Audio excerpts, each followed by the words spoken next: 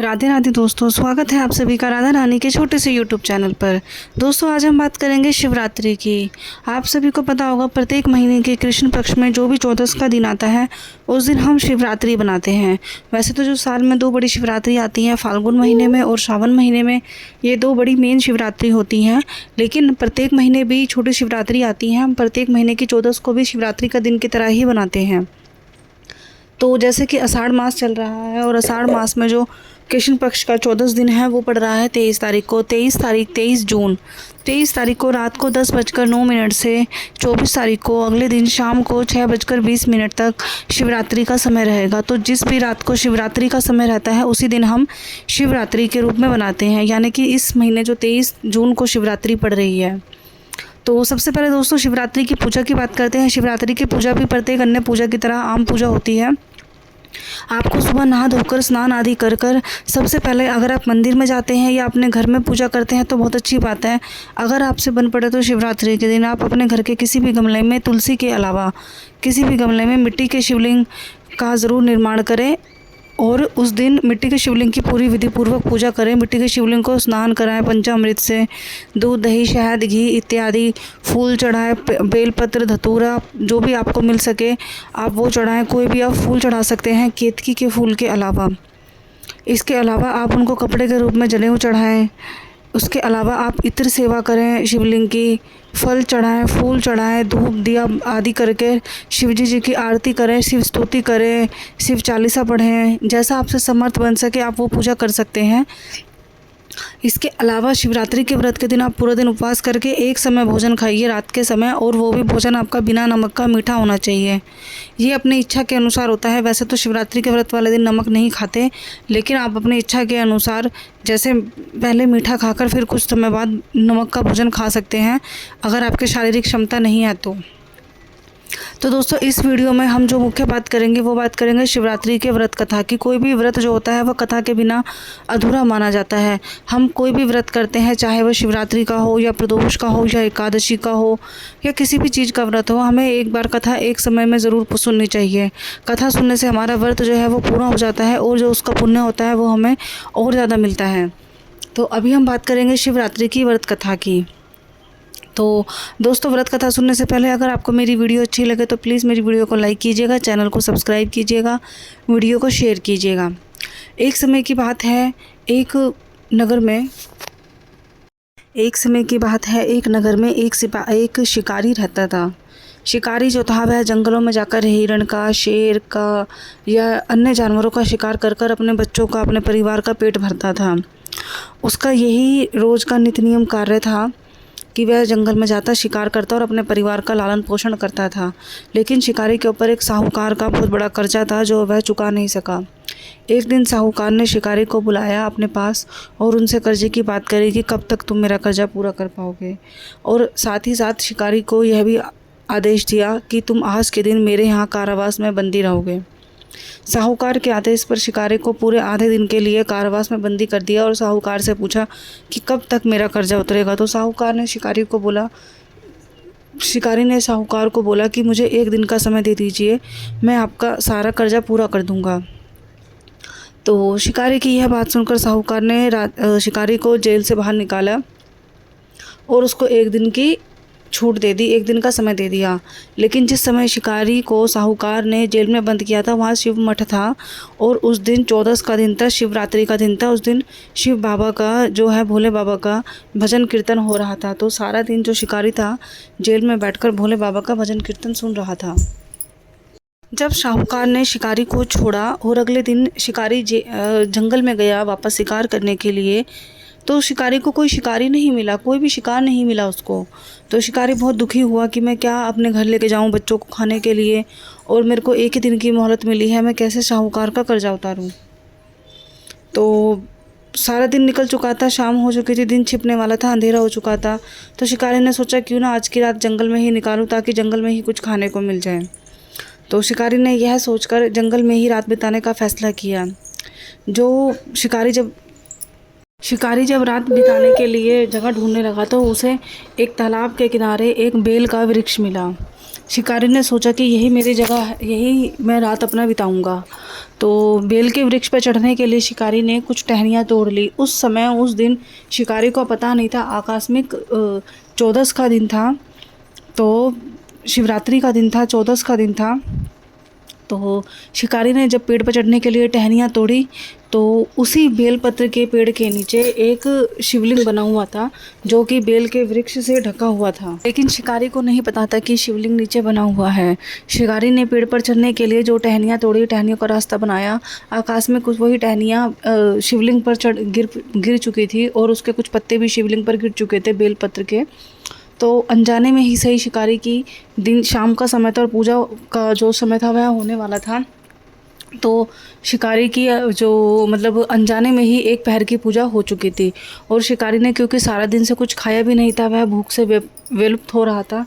लेकिन अनजाने में ही सही शिकारी का सारा दिन भूखा रहने से शिवरात्रि का व्रत भी हो चुका था और रात की एक पहर की पूजा के लिए उसने शिवलिंग पर टहनियाँ, बेलपत्र ये सब आदि चढ़ा भी चुके थे। बेल के जो पत्ते होते हैं ये चढ़ा दिए थे। तो शिकारी चढ़ गया पेड़ पर टहनियों के सहारे से। पेड़ पर चढ़ने के बाद कुछ समय बाद शिकारी को एक गर्भवती हिरनी दिखाई दी। जैसे ही शिकारी हिरनी को मारने जाता, हिरनी का शिकार करने जाता है, हिरनी ने शिकारी से बोला कि मुझे मत मारो, मैं एक गर्भवती हिरनी हूँ, कुछ ही समय में मैं अपने बच्चे को जन्म देने वाली हूँ। तुम एक साथ एक नहीं दो जीवों की हत्या करोगे, एक मेरी और एक मेरा वो बच्चा जो इस दुनिया में आया भी नहीं है। तुम पाप के भागीदारी हो जाओगे। मैं अपने पति को ढूंढ रही हूँ और जैसे ही मुझे मेरा पति मिल जाएगा, मैं अपने बच्चे को जन्म देते ही तुम्हारे पास आ जाऊँगी, फिर तुम मुझे मार देना, मेरे बच्चे को दुनिया में आने दो। तो शिकारी को हिरनी पे दया आ गई और शिकारी ने हिरनी को जाने दिया।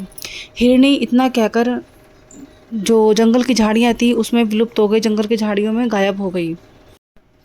तो जैसे ही हिरनी जंगल की झाड़ियों में गायब हो गई तो शिकारी फिर अपने दूसरे शिकार का इंतज़ार करने लगा। इतने में उसने अपना जो धनुष था उसको पैना करने के लिए टहनी तोड़ी तो एक बेल का फल और एक अनानास का फल शिवलिंग पर जाकर गिरा। इस प्रकार उसकी दूसरे पहर की पूजा भी शिकारी की अनजाने में हो गई, यानी कि दूसरी रात की, मतलब उसी समय शिवरात्रि के जो रात को दूसरे पहर की पूजा होती है वो हो गई।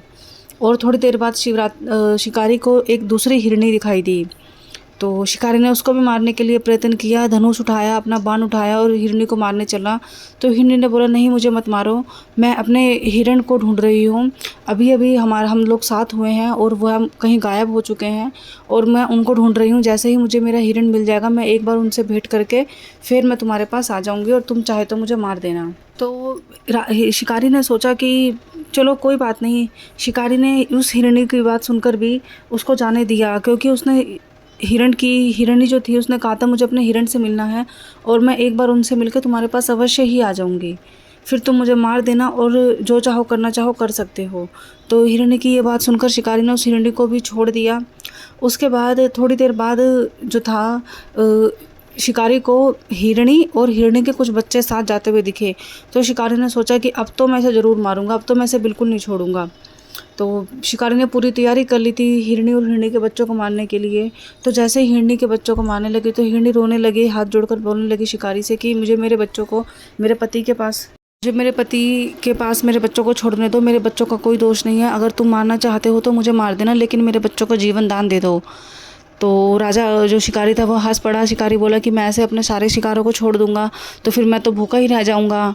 तो हिरनी ने बहुत विनती करी और उन्होंने बोला कि मैं अपने पति को ढूंढ के रहूँगी और जैसे ही मुझे मेरा हिरण मिल जाएगा वैसे ही मैं अपने बच्चों को उनके पिता को सौंप कर तुम्हारे पास आ जाऊँगी, तुम उसके बाद चाहे तो मुझे मार देना। तो शिकारी को हिरनी की बात सुनी और शिकारी को फिर उस पर दया आ गई। तो शिकारी ने उस हिरनी और उसके बच्चों को भी जाने दिया कि जाओ कोई बात नहीं, मैं कोई और शिकार ढूंढ लूँगा। तो जैसे ही हिरनी चली गई तो जो शिकारी था वह पेड़ पर बैठ कर अपना शिकार ढूंढने लगा, अपने शिकार की तैयारी करने लगा। तो उसी दौरान बैठा बैठा वह इंतज़ार करता रहा शिकार का और ऊपर से ही बैठा बैठा बेलपत्र जो तोड़ तोड़ के नीचे फेंकता रहा। तो रात भर का उसका जो नाम कीर्तन था अनजाने में वह भी हो गया। मतलब शिकारी जो था, शिकारी को पता भी नहीं था, वह अनजाने में पूरी शिव भक्ति कर रहा था, शिवरात्रि का व्रत रख रहा था और पूरे विधि पूर्वक बेलपत्र चढ़ा रहा था, फल चढ़ा रहा था, भूखा प्यासा भी था। तो उसके बाद शिकारी को बहुत देर बाद एक हिरण दिखाई दिया अकेला। तो शिकारी बहुत खुश हो गया और शिकारी ने ठाना कि अब मैं इसे नहीं जाने दूंगा, ना ये गर्भवती हिरणी है, ना इसके बच्चे हैं, ना ये कोई है, ये तो हिरण है, अब तो मैं इसे मार के रहूँगा। तो जैसे ही शिकारी हिरण को मारने लगा तो हिरण ने बोला, 1 मिनट रुक जाओ, मुझे मारने से पहले मेरी बात सुन लो। मैं अपने परिवार के सदस्य को ढूंढ रहा हूँ, जैसे ही मुझे मेरे परिवार के सदस्य मिल जाएंगे मैं ज़रूर तुम्हारे पास उनसे मिलकर आ जाऊँगा, उसके बाद चाहे तो तुम मुझे मार देना। तो राजा जो शिकारी था वह बहुत हंसा और उसने बोला, तुमसे पहले भी 3 हिरनियाँ ऐसे ही आई थी, एक गर्भवती हिरनी थी, एक अकेली अपने पति को ढूंढ रही थी और एक ने अपने बच्चे साथ ले रहे थे। उनकी भी कोई ना कोई मजबूरी थी, उनका भी मैंने जाने दिया, लेकिन मैं तुम्हें नहीं जाने दे सकता। अगर मैं तुम्हें ऐसे छोड़ दूंगा तो मैं फिर किस प्रकार से अपने बच्चों का पेट भरूंगा। तो हिरण ने बोला, जैसे तुम्हें अपने परिवार की, अपने बच्चों की दया आ रही है, ऐसे ही मुझे भी मेरे परिवार और मेरे बच्चों की दया आ रही है, और जिन 3 हिरणियों के बारे में तुम बात कर रहे हो वह मेरा ही परिवार है, वह मेरी ही पत्नी है, मुझे बस एक बार उनसे मिलने दो और उसके बाद तुम चाहे तो मुझे मार देना। तो जैसे ही हिरण की बात शिकारी ने सुनी तो हिरण जो शिकारी था उसके अंदर की जो भवक शक्ति थी वो जाग उठी थी शिव भक्ति करने, जो वह सारे दिन शिव भक्ति कर रहा था भूखे पेट अनजाने में।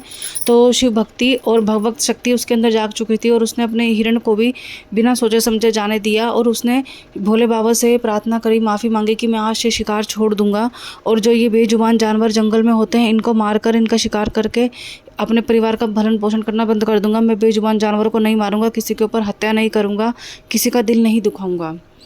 तो दोस्तों ये जो कथा थी उसके बाद ऐसा हुआ, थोड़ी देर के बाद जो हिरण था वह अपने पूरे परिवार के साथ, अपने बच्चों समेत, अपनी गर्भवती पत्नी समेत शिकारी के सामने आया और उसने कहा कि मैंने तुमसे वादा किया था, मैं अपने परिवार से मिलकर तुम्हारे पास आऊँगा ज़रूर, तो मैं आ गया हूँ, तुम चाहो तो अब हमें मारकर अपना भोजन बना सकते हो।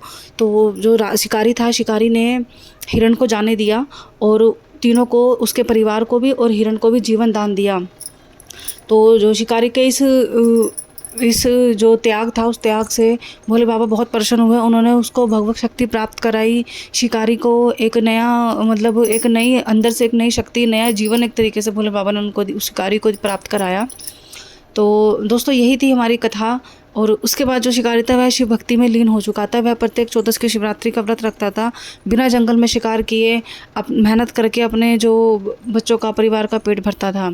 और जिस समय शिकारी की मृत्यु हुई, शिकारी मरा, तो शिव भक्ति करने से, मात्र अनजाने में ही शिव भक्ति करने से शिकारी को इतना बड़ा पुण्य मिला कि जब वह मरा तो उसको यमराज के गण नहीं शिव के गण लेने आए थे।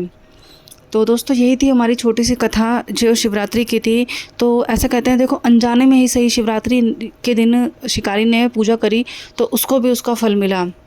तो भोले बाबा ये नहीं कहते कि तुम मेरी जो पूजा है बहुत अच्छे तरीके से करो, बहुत अच्छा चढ़ावा चढ़ाओ, सब कुछ करो, नहीं, आप अनजाने में ऐसी 1 लोटा जल भी चढ़ा दोगे ना गलती से, तो भोले बाबा उसको भी स्वीकार करके उसका भी पुण्य आपको देते हैं। तो यही छोटी सी कथा थी और आप सोच भी नहीं पाओगे इस कथा के, ये जो शिकारी का बलिदान था और शिकारी की जो ये भवक शक्ति थी उसकी जो अनजाने में की हुई पूजा थी, जब अगले जन्म में शिकारी का जन्म हुआ तो वह एक नगर का राजा बनकर पैदा हुआ था। उसको एक नगर का राजपाट मिला था। चित्रभानु नाम का शिकारी था जो पहले पिछले जन्म में शिकारी था और इस जन्म में मात्र अनजाने में ही शिवरात्रि के दिन शिव भक्ति करने से उसके जीवन में इतना बड़ा बदलाव आया। तो हमें शिव भक्ति अवश्य करनी चाहिए, हमें भोले बाबा पर 1 लोटा जल जरूर चढ़ाना चाहिए। पार्थिव शिवलिंग यानी कि मिट्टी के शिवलिंग का आविष्कार हमें ज़रूर करना चाहिए, जैसे सोमवार के दिन, शिवरात्रि के दिन, कृष्ण पक्ष की अष्टमी के दिन, प्रदोष व्रत के दिन, ये कुछ दिन हमारे ऐसे होते हैं जब हमें शिवरात्रि के दिन शिवलिंग यानी कि मिट्टी के शिवलिंग का निर्माण ज़रूर करना चाहिए। तो दोस्तों ये थी हमारी शिवरात्रि की कथा। मुझे उम्मीद है आपसे कि आपको शिवरात्रि की कथा ज़रूर पसंद आई होगी। अगर मेरी वीडियो अच्छी लगी हो तो प्लीज़ मेरे चैनल को सब्सक्राइब कीजिएगा। अब मिलेंगे अगली वीडियो में, ऐसे ही मैं आपके लिए छोटी वीडियोज़ लेकर आती रहूँगी जिससे कि आपको आपके जो भी मासिक व्रत होते हैं, सालाना व्रत होते हैं, तीज त्यौहार होते हैं, उनकी पूजा किस प्रकार करनी है, किस प्रकार से कथा सुननी है, क्या कथा है, वो सब आपको मिलती रहेंगी।